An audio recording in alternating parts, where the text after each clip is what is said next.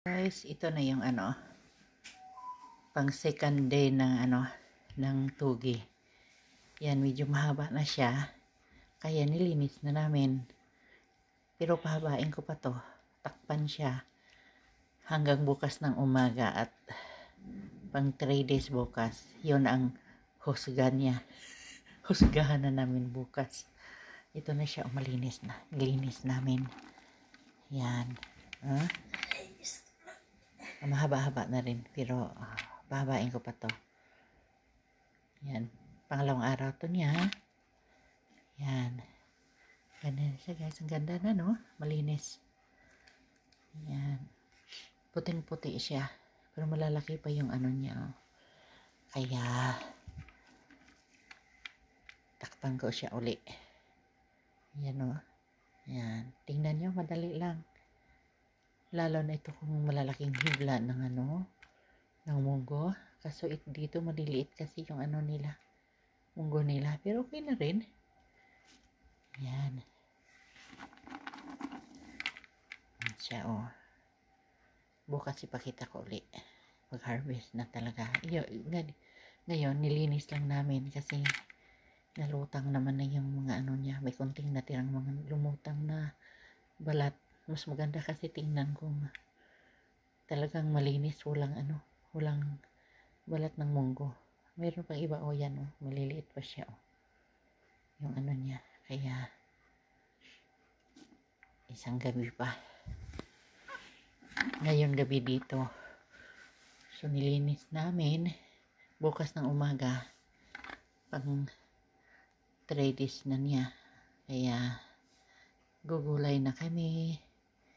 So, gawin ko naman yung natira. Kalahati. Isunod naman. Yan. Ganda na ng aming tugi. Puting-puti. Buhay OFW. Ganito.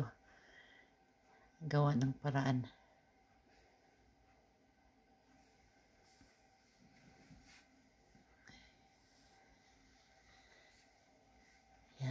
Kaya sundin nyo lang kung gusto nyo matuto. Sundin nyo lang. Step by step. Ayan. Ito yung pangalawang araw niya.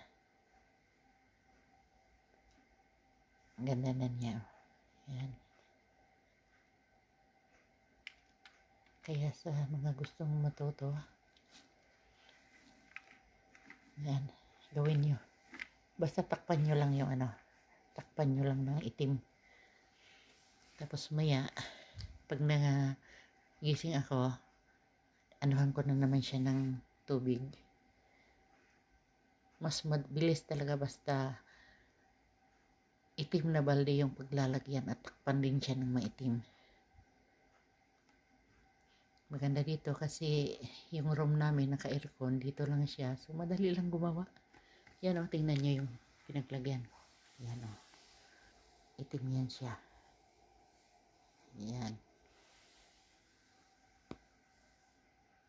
Ito kahit siguro mga 2 kilo na munggo gawin isang beses. Magkasya dito kasi malaki ito Pero dahan-dahan lang.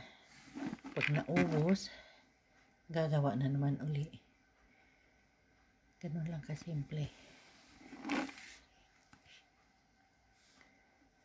Pwede na ito kung gagawa ka ng spring roll. Pang negosyo sa atin, huwag ka nang bumili ng tugi. Yan, gumawa ka na lang. Meron isang makatipid ka pa, sarili mo pang gawa.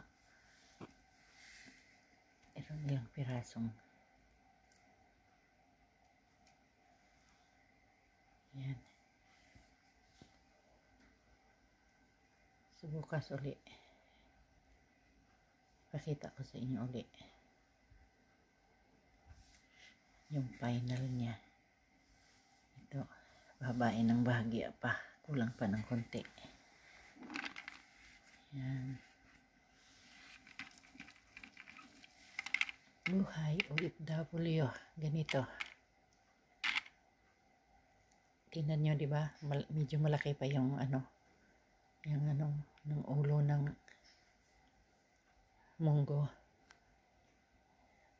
Hindi pa masyadong mahaba yung niya.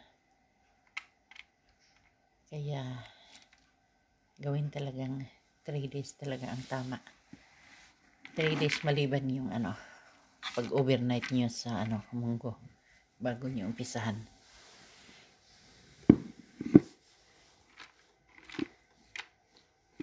Hanggang dito lang. Bukas na naman.